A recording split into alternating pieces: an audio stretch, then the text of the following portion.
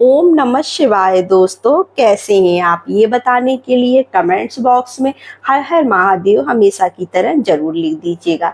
तो दोस्तों, 2025 में हरतालिका तीज का व्रत कब रखा जाएगा?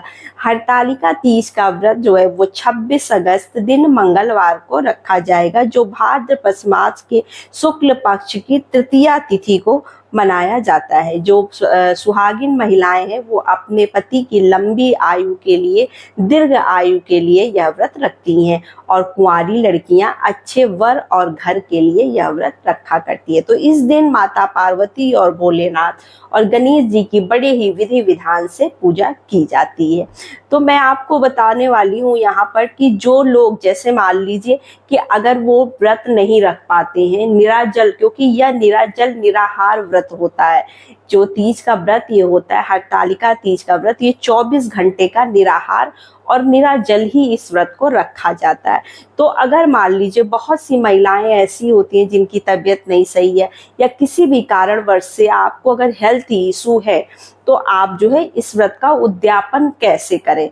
क्योंकि अगर हम व्रत नहीं कर पा रहे हैं, उतनी श्रद्धा से पूजा नहीं कर पा रहे, तो देखिए भगवान ने किसी को नहीं कहा है कि आप जो है परेशान होकर व्रत पूजा नहीं करनी चाहिए। तो आप इसका उद्यापन कैसे करेंगी? तो देखिए, उद्यापन करने के लिए कोई बहुत ज्यादा खास नियम इसमें नहीं होता है।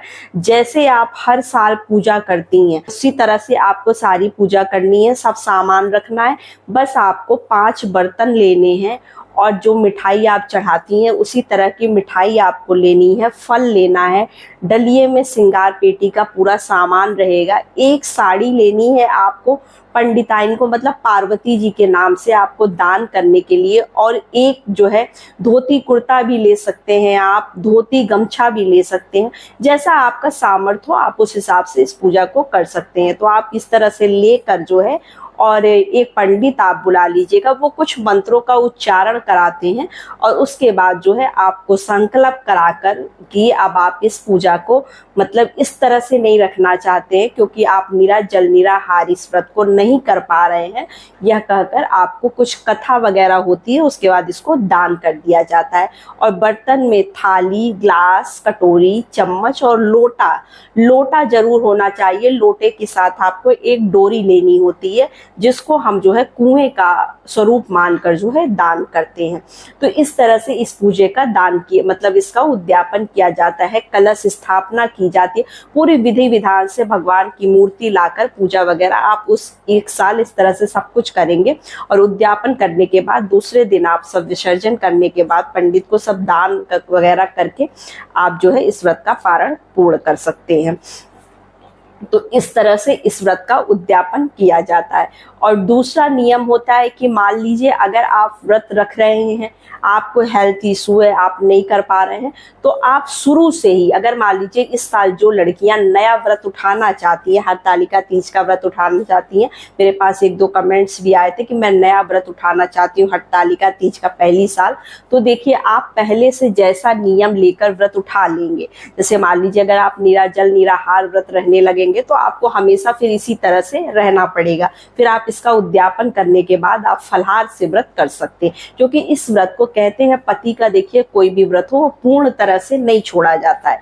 आप जैसे उद्यापन अगर कर भी लेंगे इसका, तो भी आप फलाहार खाकर, चाय पानी पीकर इस व्रत को करते रहेंगे, मतलब आजीवन मरते दम तक इस व्रत को किया जाता है। पूर्ण तरह से इस व्रत को नहीं छोड़ा जाता है। तो ये इसके नियम होते हैं। तो आप देखिए शुरू में ही अगर व्रत को इसी तरह से उठा लीजिए कि आप चाय पानी पीकर आप व्रत रखिए, जूस वगैरह पी लीजिए, फलाहार नहीं खा रहे, अगर फलाहार खाना चाहे तो आप फलाहार खाकर भी रह सकते हैं।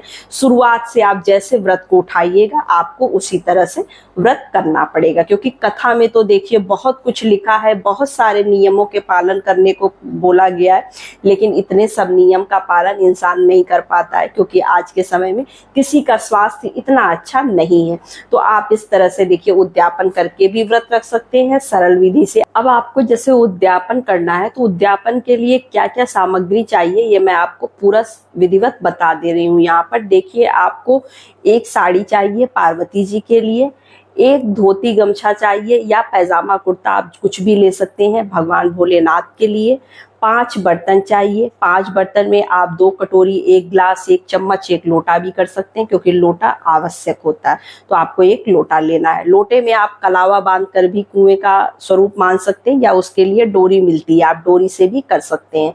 और आपको मिठाई लेना है, फल लेना है, सोने चांदी से संबंधित कोई चीजें आपको जरूर रखनी चाहिए। एक बिछिया और एक छोटी सी नाक की नोजपिन, कील, आप जो भी बोलते हैं वो आप रख दीजिएगा, क्योंकि सोने चांदी का दान जरूर करना चाहिए जब भी हम उद्यापन करते हैं। नहीं कर पाते हैं, नहीं सामर्थ्य है आपका, तो कोई बात नहीं, आप कपड़े वगैरह ही दान करके भी उद्यापन कर सकते हैं।